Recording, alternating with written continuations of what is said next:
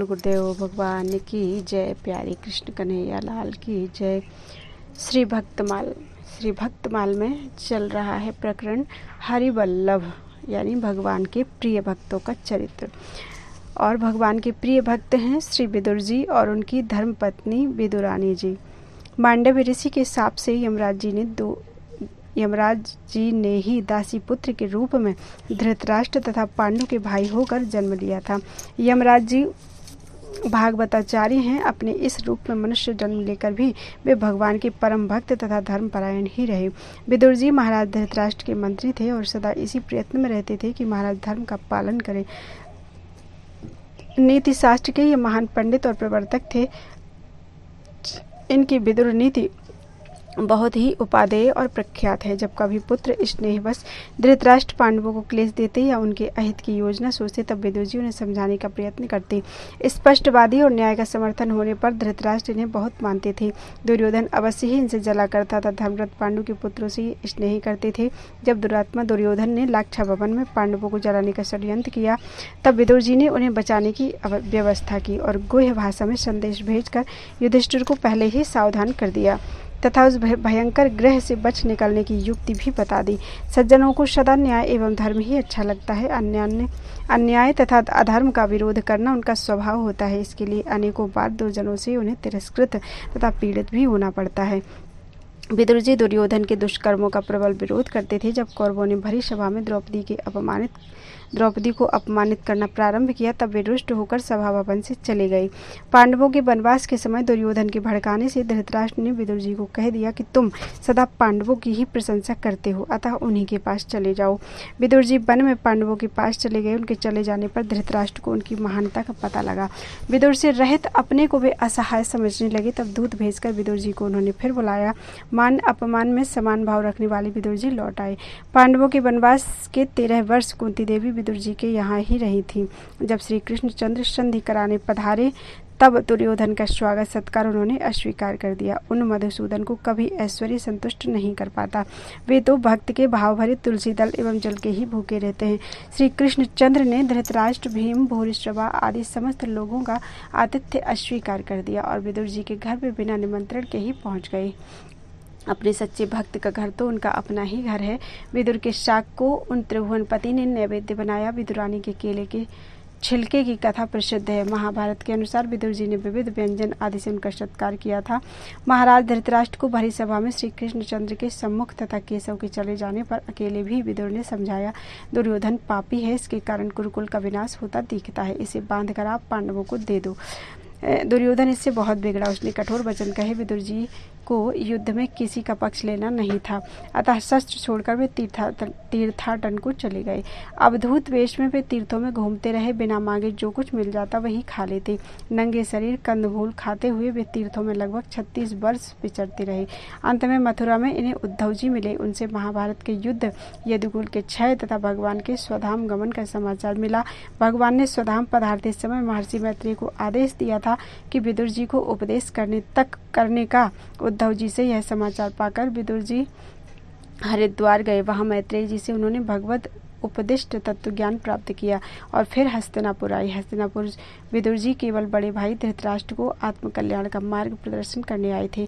उनके उपदेश से धृतराष्ट्र एवं गांधारी का मोह दूर हो गया और वे विरक्त होकर वन को चले गए।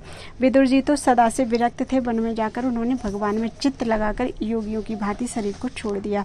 भक्तमाल के टीकाकार श्री प्रियादास जी महाराज ने श्री विदुर जी और उनकी धर्मपत्नी के चरित्र का वर्णन इस प्रकार किया है। नहाते ही विदुर नारी अंगन पखारी करी, आई गए द्वार कृष्ण बोली के सुनायो है। सुनत ही स्वर सुधि डारी लेने धरी, मानो राख्यो मद भरी दौरी आनी के चितायो है। डार दियो पीत पटे कटी लपटाए लियो, हियो सकुचायो बेस बेगी ही बनायो है।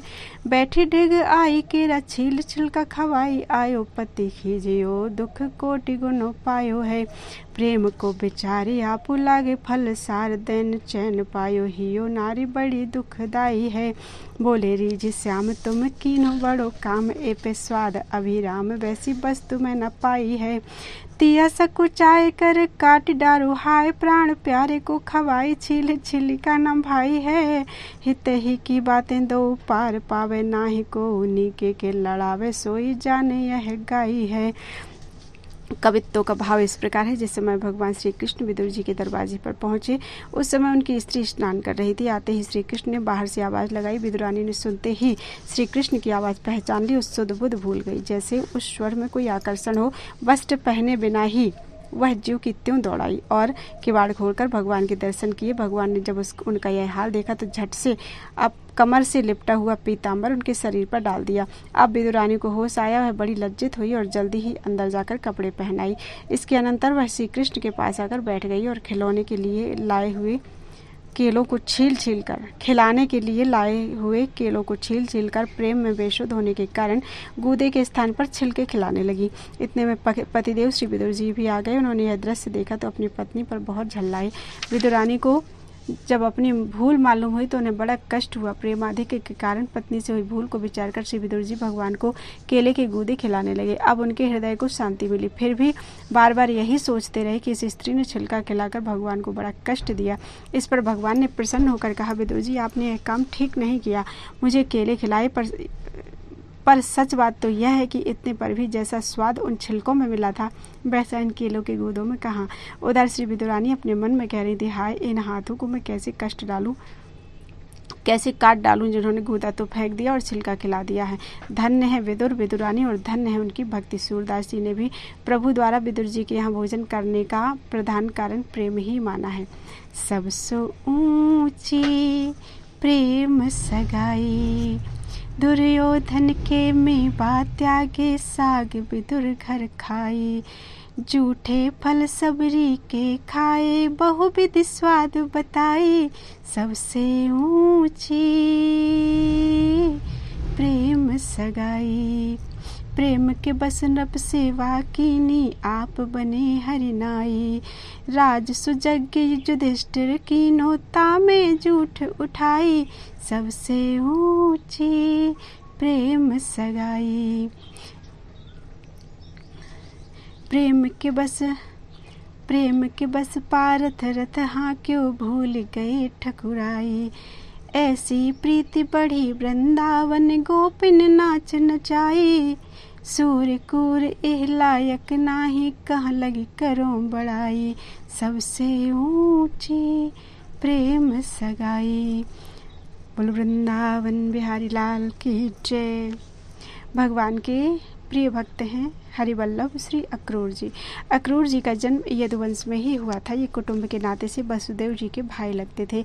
इनके पिता का नाम स्वफल्क था। ये कंस के दरबार के एक दरबारी थे। कंस के अत्याचारों से पीड़ित होकर बहुत से यदुवंशी इधर उधर भाग गए थे, किंतु ये जिस किसी प्रकार कंस के दरबार में ही पड़े हुए थे।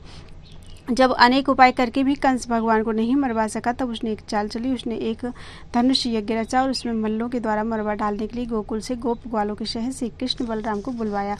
उन्हें आदरपूर्वक लाने के लिए अक्रूर जी को भेजा गया। कंस की आज्ञा पाकर अक्रूर जी की प्रसन्नता का ठिकाना नहीं रहा।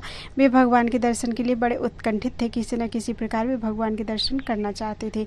भगवान ने स्वतः ही कृपा करके ऐसा संयोग जुटा दिया। जीव अपने पुरुषार्थ से प्रभु के दर्शन करना चाहे तो यह उसकी अनधिकार चेष्टा है। कोटि जन्म में भी उतनी पवित्रता, वैसी योग्यता जीव प्राप्त नहीं कर सकता जिससे वह परात्पर प्रभु के सामने पुरुषार्थ के बल पर पहुंच सके। जब प्रभु ही अपनी अहेतु की कृपा के द्वारा जीव को अपने समीप बुलाना चाहे तभी वह वहां जा सकता है।